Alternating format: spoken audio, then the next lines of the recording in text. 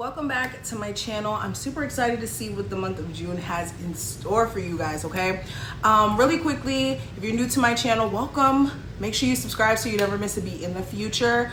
Also, if you want a personal reading with me, my website information will be linked below. Literally everything you guys need to find me on my other YouTube channels, all that jazz, will be listed below. Make sure you guys join me for my lives. I do live personal readings now. Every day around 5 or 6 o'clock, we will be doing lives where I will answer your questions. And all you got to come through and do is give a donation and you will get your question answered. So Virgos, let's go ahead and see what's going on. So what are my Virgos, Sun, Moon, Rising, and Venus placements not aware of? So we have the Nine of Spears in reverse, as well as the Four of Swords. So what you're not aware of, it looks like somebody doesn't want to be at odds with you anymore. This looks like an Aries, Sagittarius, or Leo who you could have had some sort of disagreement with, or just problems that the list may be exceeding. Like there may be a lot of things that may have caused you guys to fall out or to be at odds with each other. And it seems like this person doesn't want to hold the grudge anymore, especially if this is like a family member, somebody who you may have children with. It just feels like they want to let go of the burden of holding on to that energy. And they may not be saying it to you, but this is how they've been feeling for a while.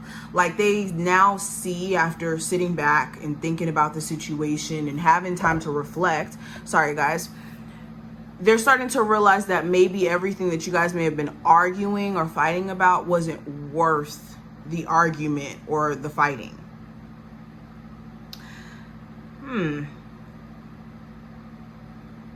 They also didn't expect you to continue to not speak to them. They were expecting you to reach out to them, maybe give them another chance if they were to reach out to you, but they could be blocked or something, or you could be paying them no attention at this point.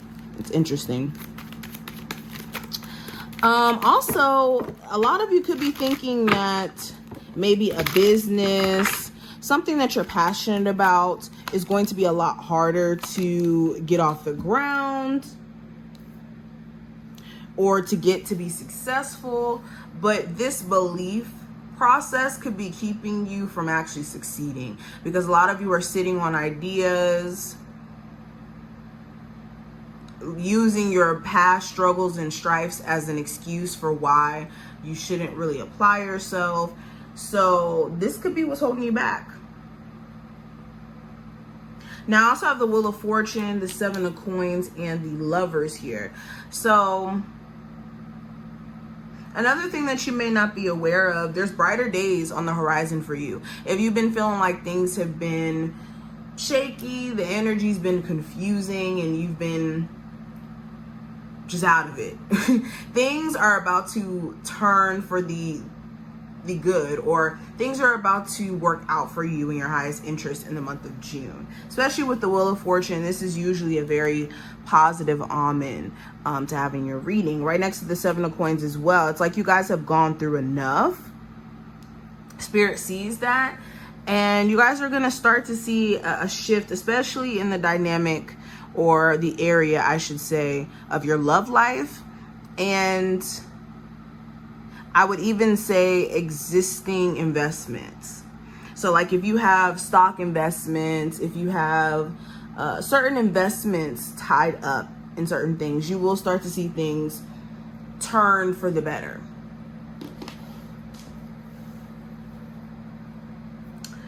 What you also may not be aware of currently, some of you guys have like an in-law that's like counting on the worst to happen between you and your love interest.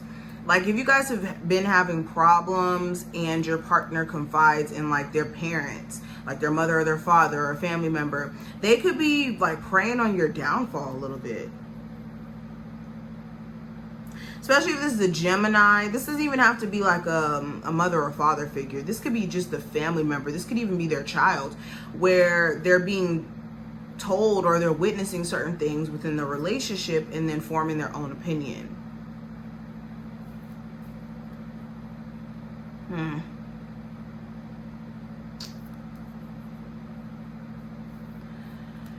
Some of you guys are dating somebody who has,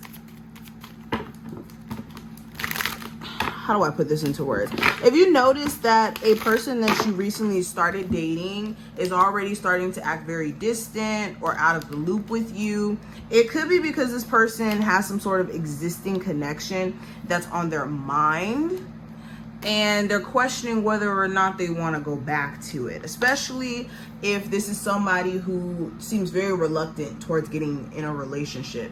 This could be because this person is still waiting for something to transpire with that other situation. Okay, strong Gemini, Cancer, Pisces, Scorpio energy with that.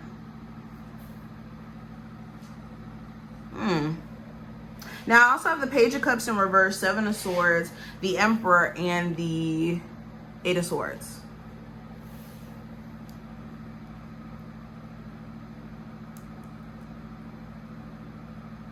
Yeah, so somebody here is very sneaky. Somebody's very avoidant emotionally, and they have intentions behind the way that they move. This could be the person you have children with. This person, if you start to see that they're acting weird towards you, like acting as if they want to get back together, it could be because this person is like trying to get you to do certain things for them that you may have done before. So pay attention to who's trying to get back at you and who's not.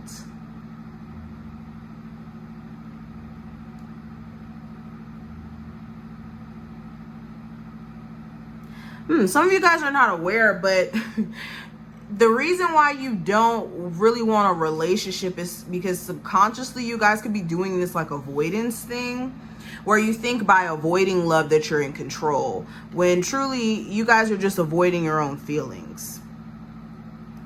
Like some of you are doing this thing where you think by avoiding exploring that arena that's going to make you happy or put you in a position to where you can move forward, when avoiding it doesn't necessarily help. What needs to happen is you guys need to get control over how you feel and acknowledge how you feel about things that have transpired and have happened, and take your power back from those situations. Understand that was an experience and it doesn't make or break you. It was a lesson learned, and it's something you can move on from. That's how you really beat heartache and whatnot, is by understanding what you needed to learn from that situation, not holding a grudge towards yourself and others, and understanding that you can love again and that it is possible, that was just one experience. I always say this, people never say that they're never going to get a job again after one job doesn't work out for you. You just realize that that's an experience. There was something to take from it, and you move on to bigger and better things. And that's the same thing with love. But for some reason, since it's emotions attached to it, it's hard or harder for people to kind of see it that way. But that could be what's going on below the surface. Some of you think that by avoiding love that you're avoiding disappointment.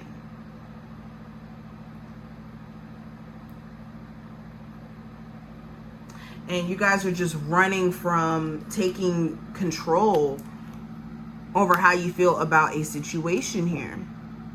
Because all it would take is one trigger and you guys will realize that you're really not over something that happened to you in your past in regards to love. And you guys are, some of you guys are literally one trigger away from it.